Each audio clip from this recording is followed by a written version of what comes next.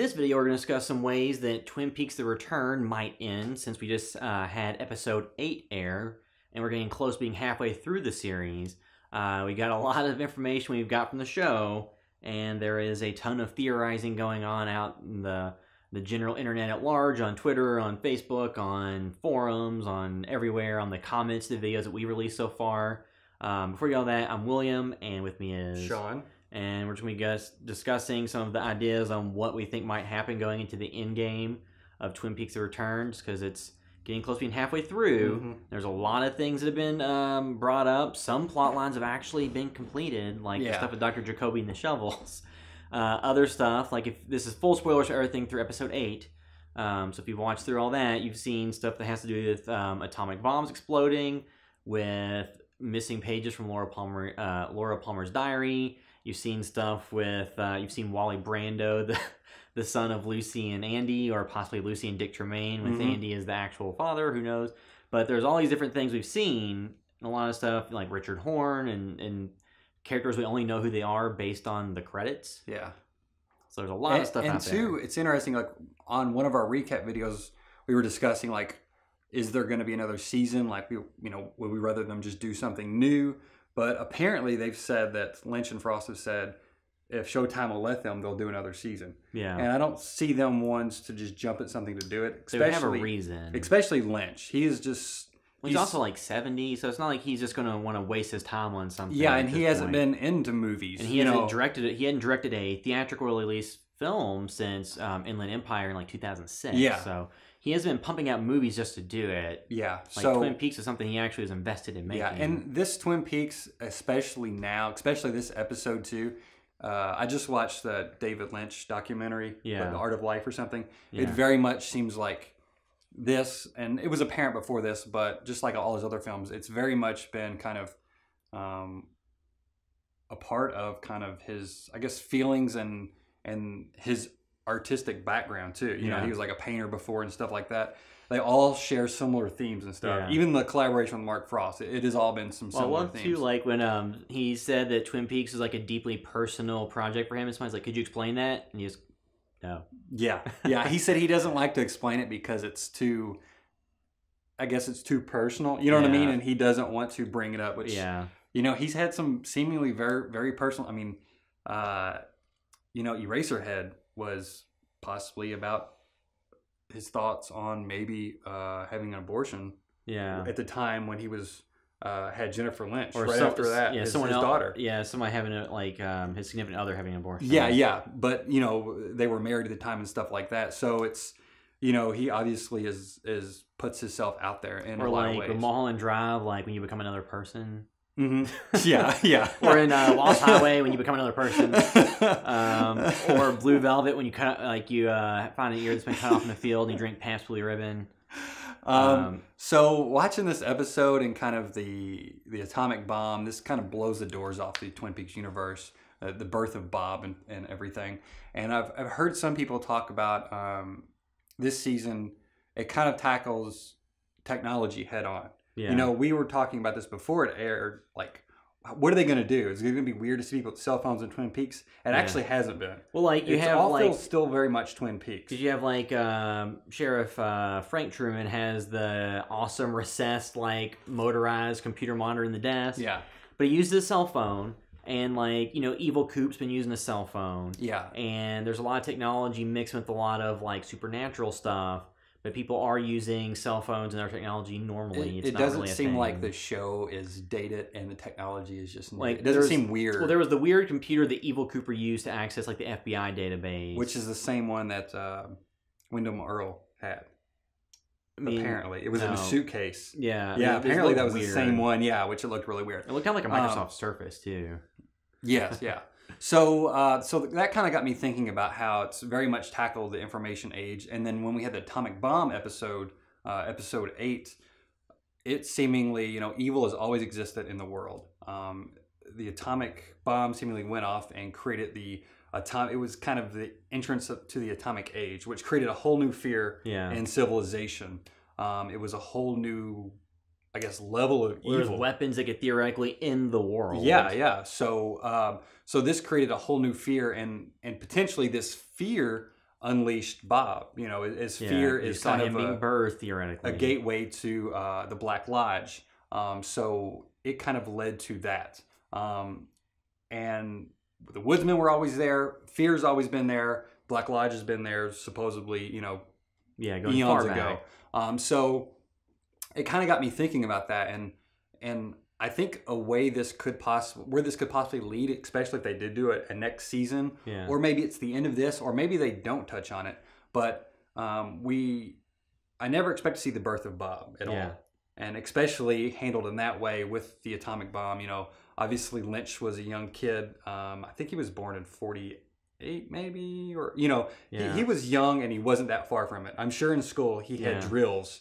The Cold War and bomb shelters. Yeah, so Bob kind of was created from this. The Woodsmen seemingly are covered all in black, and I don't know if that's coal or soot or what that is. Could be from being involved in a fire in the woods. Yes, it could be just that. People say that also the smell of scorched oil coming out of the Black Lodge.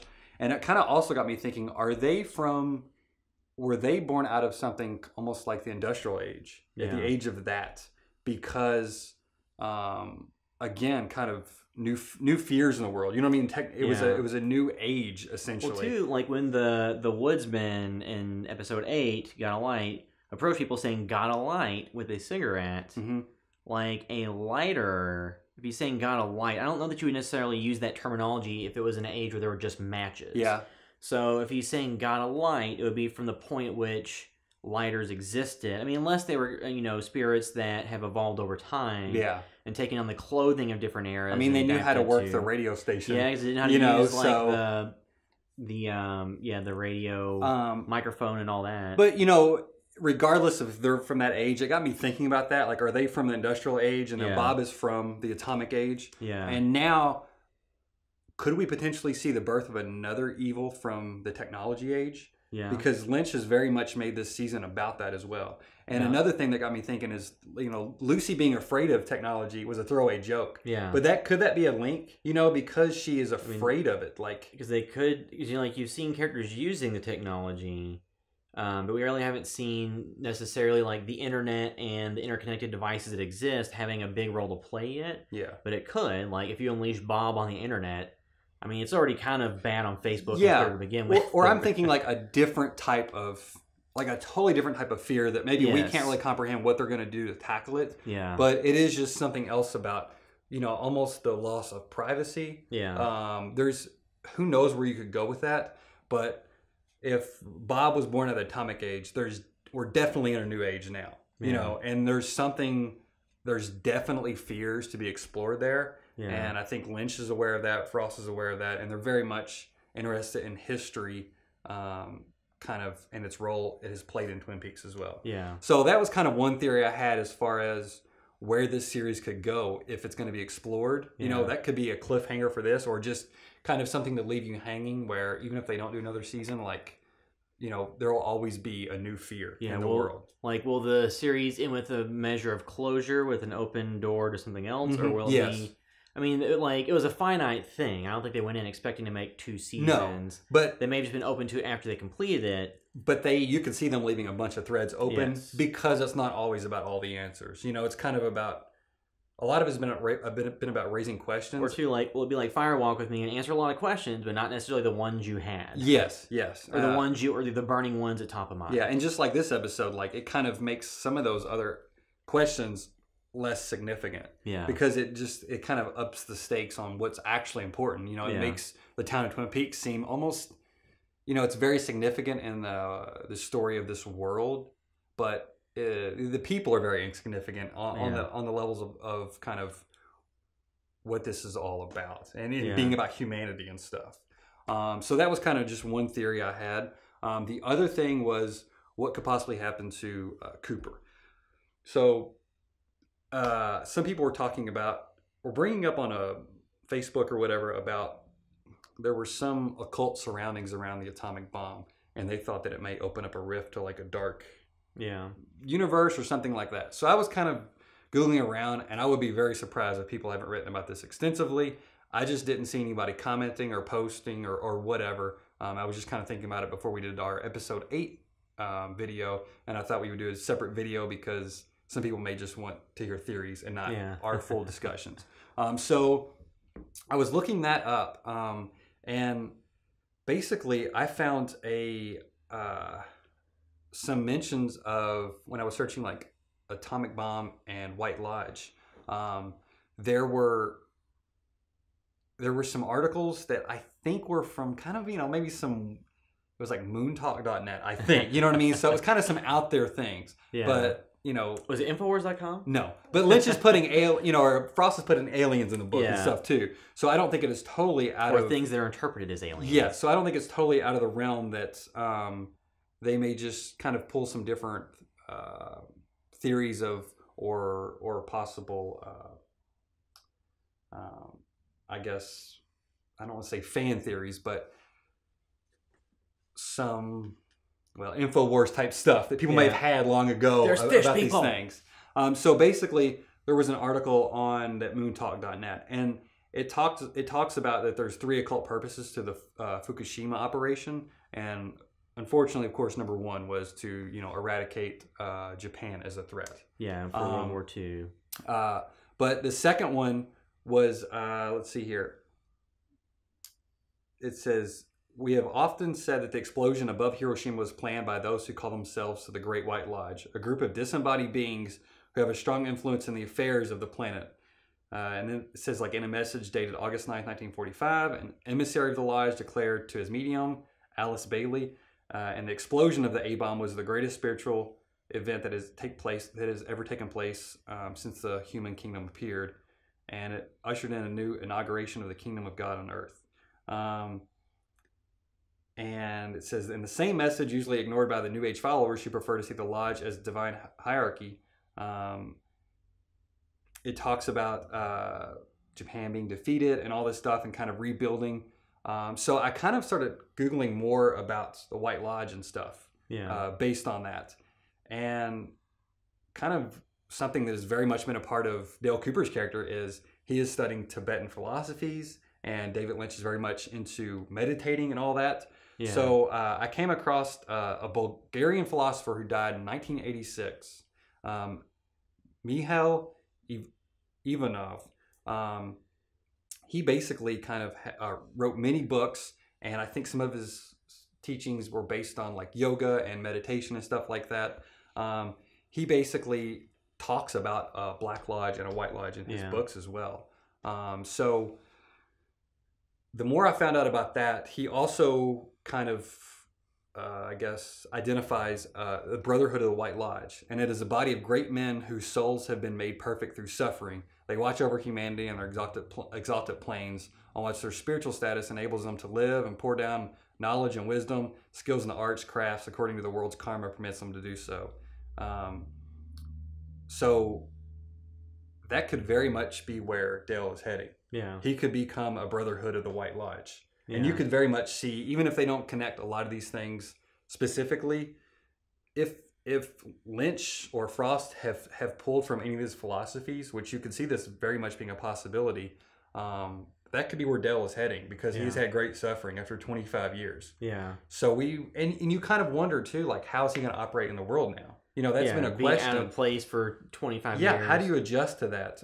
So you could see him kind of having a larger role and playing a larger role in the universe and becoming part of the White Lodge and almost a protector, because his soul was very pure before. Yeah. The other thing I kind of found out about, I was reading some more, and it said some of the people in the White Lodge, just like when countries go at war and they have spies that work under the guise working for another country and they get information and stuff, the White Lodge also has spies, apparently. And to be clear, I pulled this from many different sources. A lot of it was translations from French text and all over the place, but I'm not trying to profess any factual stuff. This is just theories based on a TV show. Yeah. But they said the White Lodge also has spies who are, sheep in wolf's clothing. Yeah. And they may be under the guise and they may operate in the Black Lodge, but really they try to kind of help out the White Lodge and do good for people. And we talked before, like, I think Mike is possibly one of those operatives, Yeah. the one-armed man, because oftentimes he warns people, he tells people, and he's always frantic, but he is with Bob. You know, he cut off his arm because he didn't want to be possessed by Bob and stuff like that. And I think he was wearing the ring. Because also, then the ring in the Secret History of Twin Peaks, that ring has gone back many, many years and been seen, you know, back in the early days of America.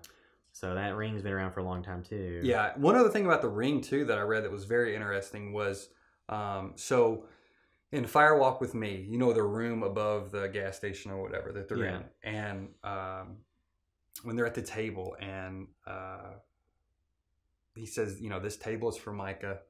It is green. Yeah. They know, you know, it was pointed out that there's a hole in the table and it's a little circle, and they think that that ring may have been made from that Formica table. Yeah. So there's two things with that. One thing is that another thing with that Bulgarian philosopher and kind of some of his teachings, I think he talks about light, and it represents what's most valuable and what's most important, and it was also mentioned as the strong force of all forces in the Emerald Tablet, and I think that was like part of alchemists' history on how to create the Philosopher's Stone and stuff like that. Yeah. And I've seen some people comment that there's also some possible alchemy within the world of Twin Peaks as well. Yeah. So this kind of brings a lot of that stuff together. But anyway, that ring, if it's made from that Formica, that ring essentially stops people from being possessed by Bob. Yeah. That's why Laura puts it on at the end. She knew she was going to die if she put it on because he was going to kill her, but he couldn't possess her. Yeah. And that's why, you know, various people wear it. Well, Formica, also, as we know, Bob and kind of the Black Lodge and stuff works through electricity. You know, they've kind of went through it. Formica apparently was originally invented to be installation electricity. Yeah. So it's almost like an insulator against Bob from getting inside you. But then also, too, they had it on Dougie, I guess, so that Bob wouldn't go to Dougie's body instead of the Doppelcooper, maybe? Yeah. Unless there's some further meaning to it. And the other ring was hidden inside of Briggs. Yeah. So which means he could have been wearing that ring. Yeah. And then instead of being possessed, he was killed. Yeah.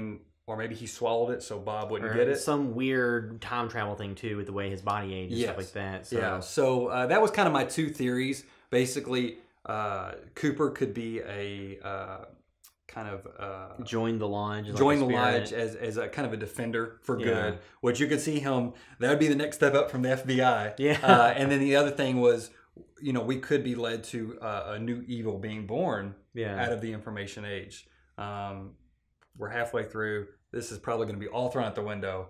But, you know, it's something to think about. Well, there's like, you know, with Lynch, there'll be like the text of like, oh, this character literally does this. Cooper actually has this happen.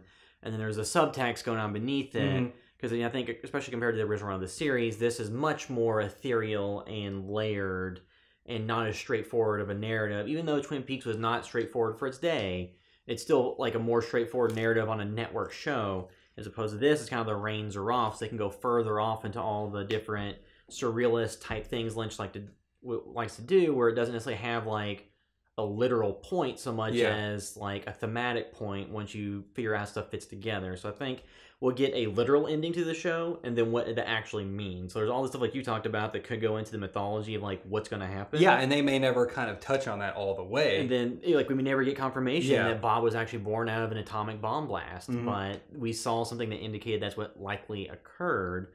So, you know... Yeah, he could have been sent back down. You know what I mean? Yeah.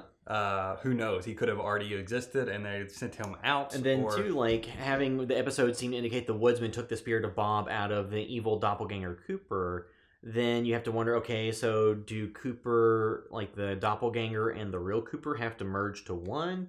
Does the good Cooper or Dougie have to kill the evil Cooper who now doesn't have the protection or the powers of Bob? Like, are his powers connections to the Black Lodge reduced? So you have... Or is there going to be one Cooper that stays on Earth and one goes to the White Lodge? Yeah, I mean... It would have been interesting if Evil Coop would have just stayed in the Black Lodge and you've got one in the White, and they kind of were two forces working, you know what I mean, against each other through various means. Yeah, because I've seen some like speculation that when Cooper was in the lodges that he split into two, with the doppelganger being the pure evil, and then the other version being like the very pure version where they need to combine back into one to be whole. I've heard that as one theory, but the other theory is just that it's just a copy of Cooper that needs to be destroyed or put back in the lodge in order for the real Cooper to be out of the lodge. So I think that we'll get some resolution to that. I mean, I think that they can't This is Cooper's resolution. Story, just like the other, We've gotten so much of. If you get all just Dougie and no Cooper and some like ending that's very ambiguous, that's gonna make a lot of people very mad. And I was kind of talking to you earlier today about this, like we were chatting online, and as one will do in the technology age, instead of actually talking, that's. Maybe one of those things too, where granted, there's so many things open now where the story has legs, even if Cooper comes back. Yeah. But is this a Laura Palmer situation where they don't want to kind of give the audience what they want too early? Yeah. Because they want to hold it to when they want to keep that suspense. So because like originally Laura Palmer's death wasn't supposed to be solved, and that was just what set the show into motion, and that was kind of the MacGuffin for things to happen. But then they were forced to resolve it by the network. So in this, is the, bringing of Cooper back to speed and getting to be his regular self, or as much as he could be regular to being in the lodge for that long, or the waiting room. So you have... Is that just the end goal as far as kind of the easy to understand? I think that having the removal of Bob from the evil Cooper doppelganger, I think that should set forward the good Cooper / Dougie stuff, I would think. Yeah, we thought the key would solve it, them being on TV, but we also jumped back. So there's all kinds of stuff, and then how long before Philip Jeffries is still lurking around? Is it really Philip Jeffries? Are they going to have I don't think they filmed anything with David Bowie before he passed away because he was also sick. So is it a CG version? Is it a recasted version? Or is he a head tree with a gum mouth thing? Is Philip Jeffries working for the White Lodge because he was working with Ray, or Ray contacted him about how he thought he had killed the evil Cooper, or maybe not, but and he thought he may have figured something out that would explain the whole thing. So who knows? Yeah, they could be agents of the White Lodge, Yeah, in guise of working for the Black Lodge or something like that.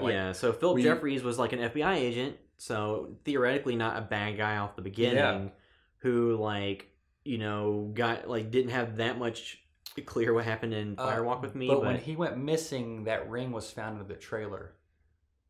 Yeah. So that stopped him, in theory, from being protected. But, he could be compromised by the spirits of the lodge, similar to the doppelganger of Cooper had Bob in them. Granted, I didn't, in the recent years before this show started back up, I didn't dig into things really far. Yeah. So there may be some things that people knew a long time ago, but I've really been able to find a lot more about the show than I knew before, way more than I knew before. Because, you have to go on the text of what happened in the show, in the movie, in the book, but then there's also the tapes. Audio tapes and the secret diary. So there's other things that are out there.